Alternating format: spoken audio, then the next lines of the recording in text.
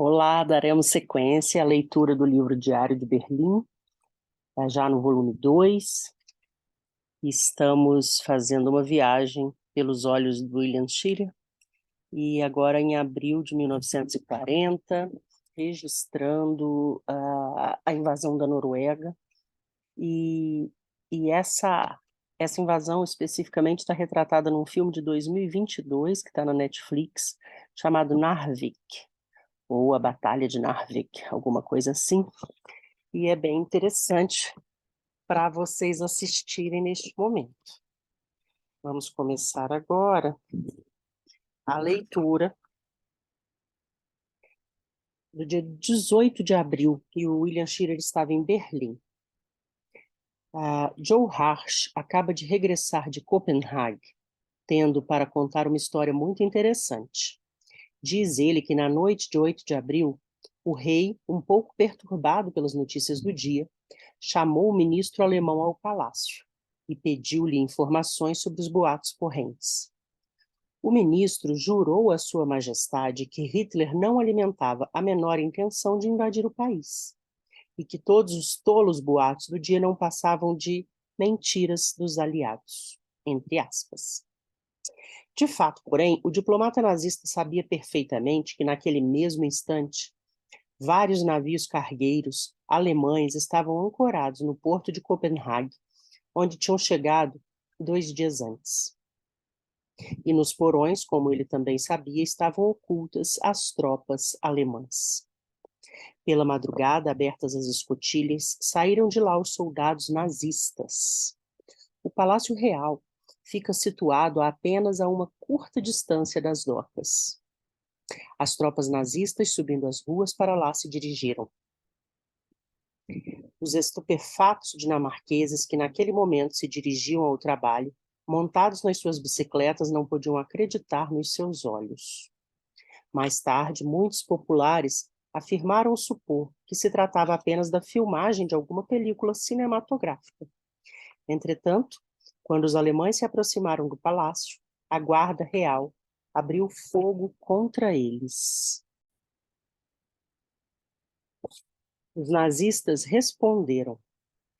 Quando o rei ouviu o tiroteio, diz Joe, mandou o ajudante dizer aos guardas que suspendessem o fogo. O ajudante, sustentando um lenço branco, correu para o pátio e ordenou aos soldados que cessassem de atirar. Os alemães, agradecidos pela cooperação, trataram logo de cercar o palácio. Enquanto isso, os trabalhadores dinamarqueses que seguiam de bicicleta para o trabalho diário receberam ordem dos alemães para passar por uma das ruas transversais, evitando fazê-lo pela frente da residência real. Muitos deles, porém, não compreenderam os alemães com necessária rapidez. Os nazistas abriram fogo contra eles, matando uma dúzia ou mais.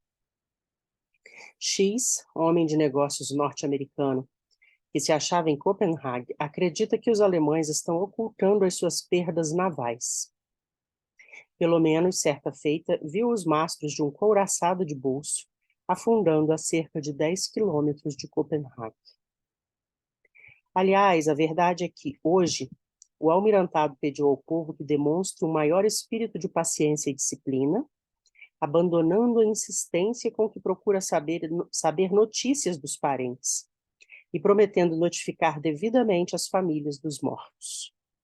Ao mesmo tempo, soube que a Gestapo proibiu aos pais que tenham sido informados da morte de seus filhos a publicação dessa notícia nos jornais.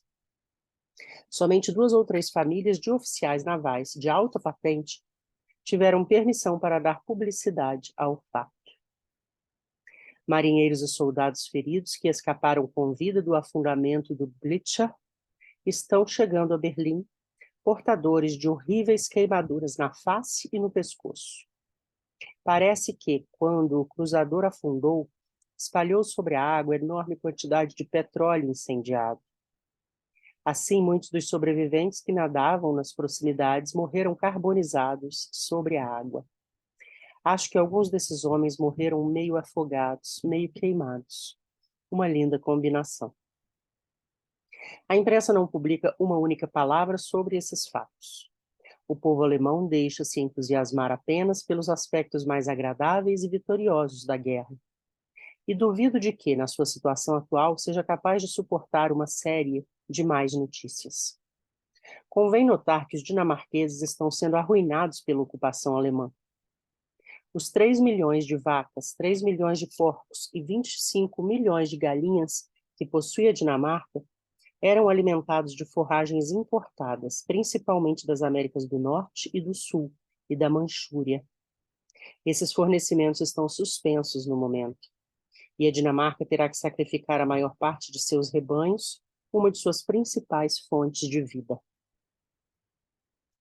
Berlim, 19 de abril de 40. Um comunicado oficial de hoje diz o seguinte, abre aspas, em vista da atitude hostil do rei da Noruega e do antigo governo norueguês, o ministro daquele país e todo o pessoal da legação nesta capital foram convidados a abandonar o território alemão. Fecha aspas. Esses já tiveram o seu quinhão. Amanhã é o 51º aniversário natalício de Hitler e o povo já foi convidado a manifestar-se. Eu nunca tinha, um comentário meu, pessoal, eu nunca tinha pensado na idade do Hitler quando aconteceu tudo isso com ele, né? E 50 anos ele tinha quando começou a guerra. Eu sabia que ele era um jovem, quando terminou a Primeira Guerra, em 18, ele era um jovem soldado, né? Enfim, 50 anos, uma mente tão astuta, diabólica, sei lá. Esta noite, num discurso que pronunciou pelo rádio, o Dr. Goebbels disse o seguinte, na pessoa do Führer, o povo alemão encontrou a verdadeira encarnação da sua força e o mais brilhante expoente dos seus objetivos nacionais. Hoje à noite, quando passei pela chancelaria, pude contar 75 pessoas que ali se achavam reunidas, esperando na rua pela oportunidade de uma rápida vista de olhos no líder. Nos anos anteriores, às vésperas do aniversário de Hitler, havia sempre naquele lugar umas 10.000 pessoas. Berlim, 20 de abril de 40. O alto comando revelou hoje o segredo que os aliados vinham mantendo sobre o local em que desembarcaram as suas tropas na Noruega. Foi em Namsos e Åndalsnes. Os 2 pontos ferroviários iniciais, situados respectivamente ao norte e ao sul de Trondheim. O porta-chave, localizado a meio caminho do litoral norueguês ocupado pelos alemães. Um amigo que tem no alto comando diz que todo o problema da Noruega depende agora da batalha que se trava pela posse de Trondheim. Se os aliados conseguiram ocupá-la, terão salvo se os aliados conseguirem ocupá-la, terão salvo a Noruega, ou pelo menos a parte norte do país. Se, entretanto, os alemães que estão avançando para o norte, através das 2 linhas ferroviárias que partem de Oslo, conseguirem ali chegar antes deles, nesse caso, os ingleses devem evacuar as suas posições. Ainda hoje, os alemães ocuparam Lillehammer, localidade situada 30 quilômetros ao norte de Oslo, tendo ainda 250 quilômetros a percorrer antes de alcançar Trondheim. Segundo percebi, o que mais receiam os alemães é que a Home Fleet penetre pelo fiord de Trondheim adentro e destrua completamente a guarnição nazista que lá se encontra, antes que as forças que partiram de Oslo tenham o tempo necessário para chegar até lá. Se tal acontecer, a cartada está perdida para os alemães. Depois que descobri esse detalhe, comecei a sentir-me um pouco melhor esta noite. Melhor que em qualquer outro momento desde o começo da guerra. Berlim, 22 de abril. Está se tornando mais séria a oposição dos noruegueses às forças alemãs que estão avançando para o norte, em direção a Trondheim. Esta noite, pela primeira vez, o alto comando refere-se à feroz resistência que se está registrando neste setor. Mas, por outro lado, a Luftwaffe está desfechando bombardeios terríveis contra as bases britânicas de Namsos, Åndalsnes e Dombas.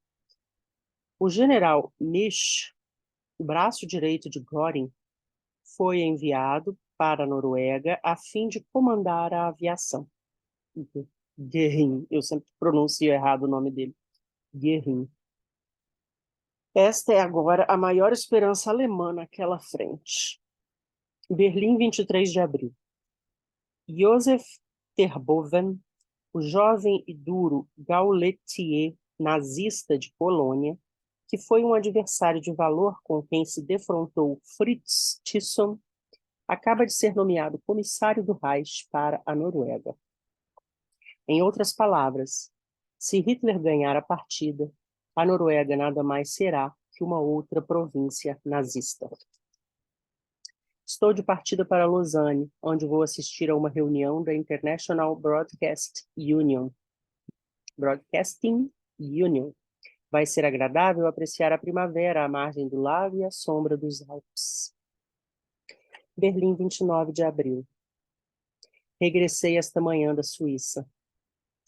A batalha vital pela posse de Trondheim será muito provavelmente travada ainda esta semana. Pude verificar que os alemães estão agora muito mais confiantes que há uma semana. Aparentemente, as forças expedicionárias britânicas não são tão fortes como tinham calculado. Parece evidente, pelo que ouvi dizer na Suíça e aqui mesmo em Berlim, que as primeiras tropas britânicas atiradas à luta em Lillehammer há uma semana possuíam efetivos insignificantes e dispunham de um equipamento verdadeiramente miserável, sem tanques, sem artilharia e apenas com poucos canhões antitanques. Fred N., o homem mais bem informado que temos na embaixada sobre a campanha da Noruega, deixou-me hoje completamente chocado quando me disse que ainda duvidava de que os ingleses estivessem levando a sério essa campanha. A fim de entusiasmar a mim mesmo, lembrei-lhe que na Grande Guerra os ingleses levaram 2 anos para chegar a pouca distância de Bagdá. E então o seu principal exército, juntamente com o seu comandante em chefe, foi capturado pelos turcos. Entretanto, 1 ano ou 2 mais tarde, tomaram Bagdá e expulsaram turcos e alemães de toda a região da Mesopotâmia. O exército e a marinha ingleses precisam apenas de 1 ou 2 derrotas. Depois disso, possivelmente levarão as coisas a sério.